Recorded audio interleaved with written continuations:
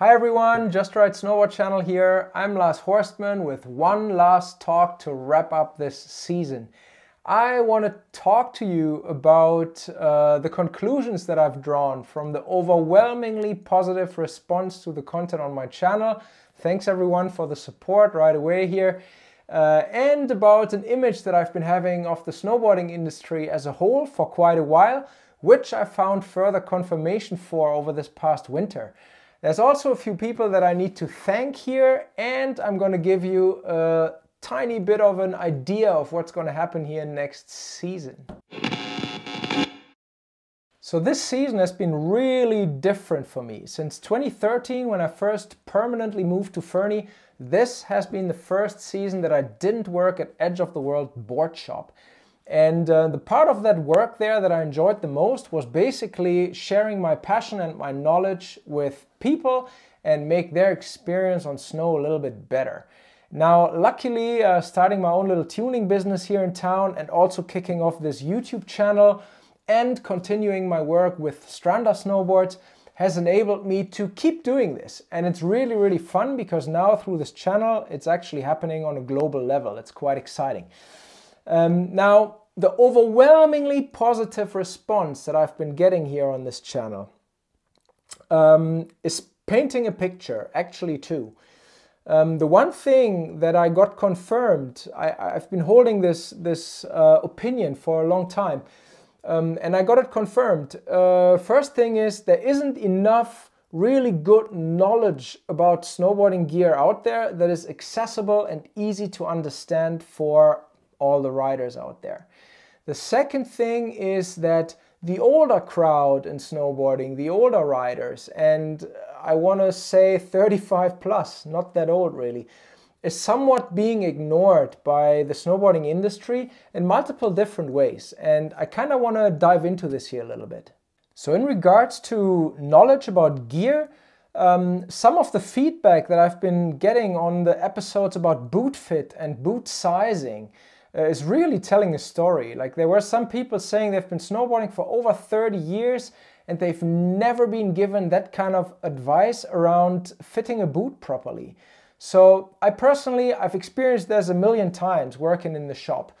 I think that is quite sad. Like in skiing, everybody knows you can't just buy a ski boot and be happy. You need to address certain things and get a bit of a fit done by a boot fitter. And that's just normal. And then those things actually fit quite well. Now in snowboarding, everybody thinks, oh, they're just sneakers and I'll be fine. If it doesn't fit in the shop, it's the wrong boot. And if it does fit, it's the right boot.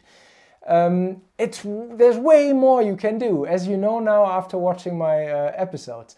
And I think that needs to change. I think the snowboarding industry as a whole is still looking at all the gear and the vibe in the industry as like this fun, colorful accumulation of toys. And as much as it is all toys because they're all fun to use, the consumer has changed. We are no longer talking to people in their teens. Snowboarding is like what, 5, 6 generations on snow simultaneously right now. Like there's people riding with their grandchildren who are in their 60s and the kids are like 8.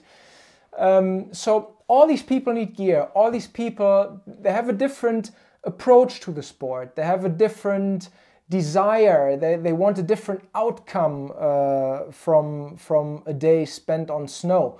And they just have different needs. And also they have different amounts of money in the bank that they want to spend on good snowboarding gear. So the snowboarding industry, in my opinion, could do a bit better providing those people, all those people, the entire range, with better knowledge.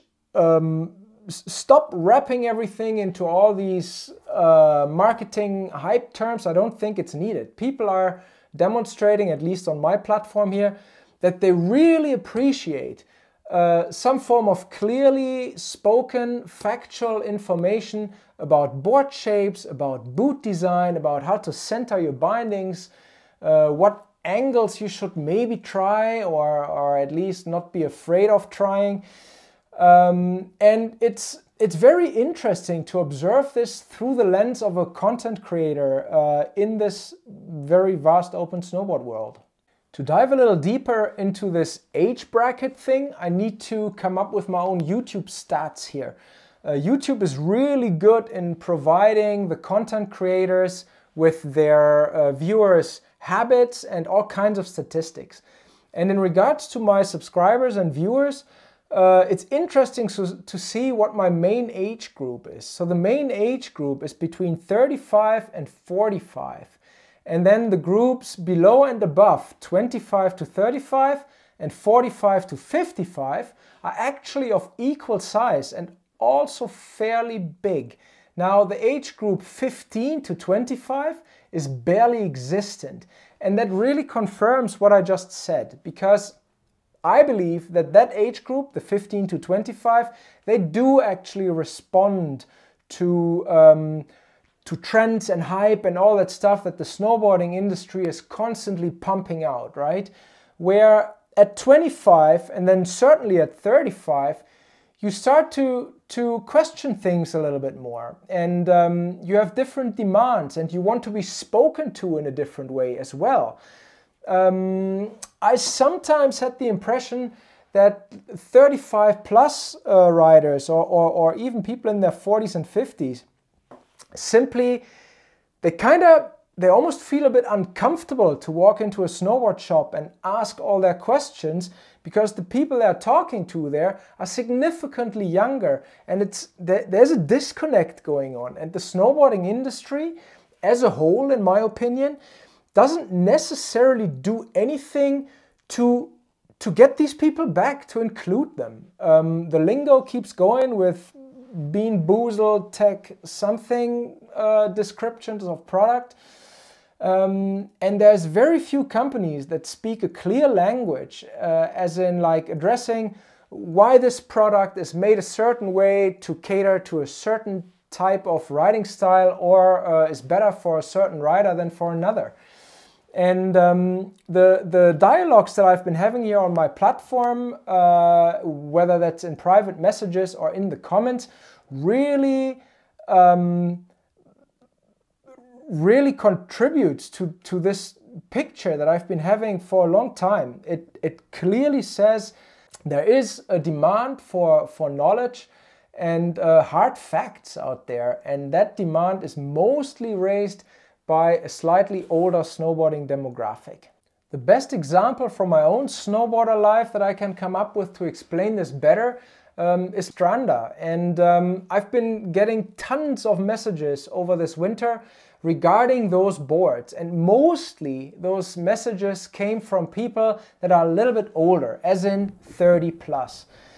And basically I found the brand as a hard goods buyer. I said this here before, and the reason they stood out to me so much, all those boards, is because they offered a ride quality to me that I couldn't find elsewhere. And what I mean with that is fast bases, long-lasting flex, really well-made solid construction, shapes that are more for turning and carving and riding powder. And the offering of longer length that do not come at the punishment of wild amounts of added stiffness. So you buy a Stranda 170 and it still flexes quite nicely. Stiffness, from my personal experience, is very often something you just end up fighting. And people need to start understanding that added length is really the stability that they are looking for, rather than added stiffness. The length, if it's done well flex-wise, is something you do not need to fight. It simply supports you, and that's a very nice sensation. And this is me looking at snowboards through the lens of a slightly more mature rider who doesn't actually focus on any park riding anymore. So Stranda, being a brand that is rooted in powder and groomers, obviously can be ridden by all age groups, but it's clearly more appreciated by the people that are like 30 plus. So why would people reach out to me on this channel? Because for some reason my writing and my explanations of the boards inspired them to look into that. And seemingly it is a product that isn't, that you cannot find that easily out there, in particular when you look at trying to buy a board that is a little bit longer. So anyways, there's more confirmation for the fact that this older rider who is kind of out of the park and freestyle era, or over it, let's say, has a hard time actually finding product, and then also to go into a shop and approach the people who work there, who are partially, you know, in their teens or early 20s. Ski and snowboard schools should really also focus on this age group a little bit more. So the ski industry set a really good example. For years and years and years, they basically only catered towards people who wanted to simply learn skiing, as in turning, carving, whatever. And quite often, like people, it's like in golf and tennis. People are somewhat proud of saying, "Ooh, I'm booking ski lessons," because they are silly expensive. And they do that in their 40s and 50s and in their 60s, and they say, well, every time I go on holidays, I should improve my skiing a little bit. Now, the ski industry eventually realized, damn, there's a whole generation that we are missing that is much younger. We need to start offering cool stuff. Twin tips came in and all this stuff happened, and the ski industry picked up on that pretty much instantly. You could ride, you could get lessons for park and all that stuff. So that's really, really cool. They took that out of the book from the snowboarding industry, who was already doing this. Now, the snowboarding industry, on the other hand, has not really looked into the ski industry's book in regards to promoting true riding lessons, as in like improve your turns, improve your carving, improve your off-piste terrain riding ability. Which would clearly be something that the older snowboarding demographic might actually be trying to get into. And why I'm saying this here today is that this is my experience from this channel over only one winter. I've been approached by people in their 60s when I started to say that I'm offering video analysis for carving. Which also only came to my mind because people were asking for it in private messages. So there's people in their 60s who want to fly me to Colorado to go carving with them. I mean, sweet, I'm totally doing it, but it doesn't have to be that way.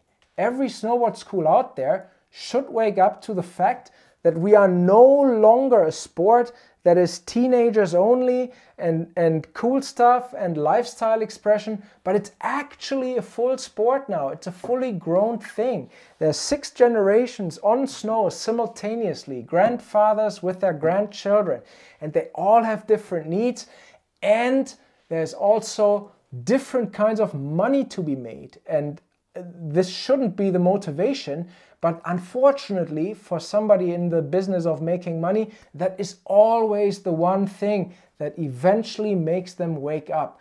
So maybe wake up to the fact that you are missing out on making money and offer more lessons along those lines, and to the shops and to the manufacturers, offer more boards along those lines. That's basically my takeaway in regards to the snowboarding industry and the feedback that I've been getting here on my channel.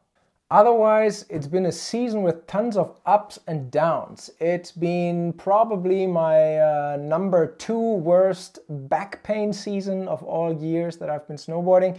I kind of tweaked it in November working out, and it never really left me alone all winter. So it was a constant battle, and it somehow reflected the ups and downs that we had here with snow.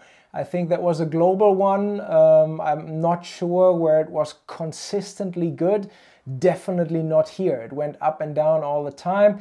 But here we are, May 2nd today, and I still got to 100 days of riding despite the snow and my back. So I'm actually really, really happy with how it all turned out after all.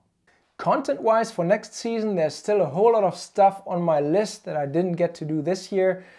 I want to talk way more about boards and board design, everything rocker, camber, twin versus directional, and all the little things in between those two.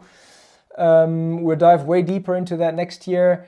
And I want to add a little bit more riding stuff. And also I would like to keep doing, not reviews as in randomly reviewing everything, but every now and then there's like some sort of really interesting, exciting board out there that is coming up. And I'm always super stoked to jump on something new and share the experience here with you. That's kind of along the lines of what I'm planning, and I will try to address some of the questions that I've been getting in the comments. There were some people asking for certain things, for certain content.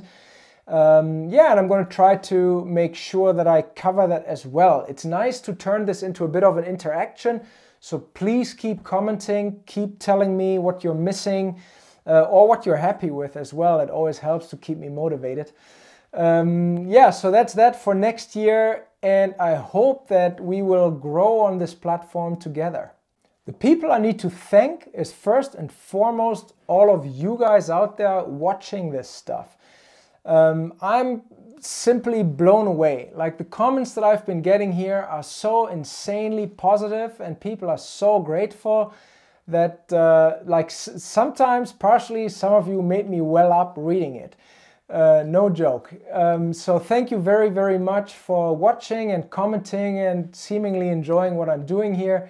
Obviously, the most important thing is also critical but constructive feedback, because I am not right with everything I'm saying. Some things are through a certain lens or are not really looking at all aspects. I've had this here. Actually, there's one episode that I made about longboards and short and tight turns, where I technically made a thinking mistake that one of the viewers brought up to me, and I will correct that maybe over summer or in an episode next season. Then I have to thank very much Mats Droge at Stranda Snowboards. Thanks for flying me to Europe and for continuing to work with me, sending me prototypes, and regarding my feedback on that, that's super awesome. It's a lot of fun for me. Thanks Malcolm Moore for hosting us over in France and making this little episode on double positive carving. That was super fun, and I hope we'll do more of that in the future. And then last but not least, thanks Christian at Sidecut Tuning in Whistler. Fantastic company with fantastic tuning products. Thanks Christian for basically welcoming me into your family of tuners and dealers in a certain way as well. Super fun, super stoked to be working with you and enjoying your products. So yeah, thank you all, and hopefully I'll find even more support. Some more brand support for next year would definitely be appreciated. All right, that's a wrap. Thanks again everybody for watching, and please don't forget to subscribe. I have way more views and viewers than I have subscribers, and all those little subscriptions help me a lot. So make sure you click that button. Share what you've seen on this channel over winter with your friends on your own social media. It'll all help me a ton to keep doing what I've been doing this year. All right, take care everyone. Have a great summer. Enjoy and stay stoked. Bye-bye.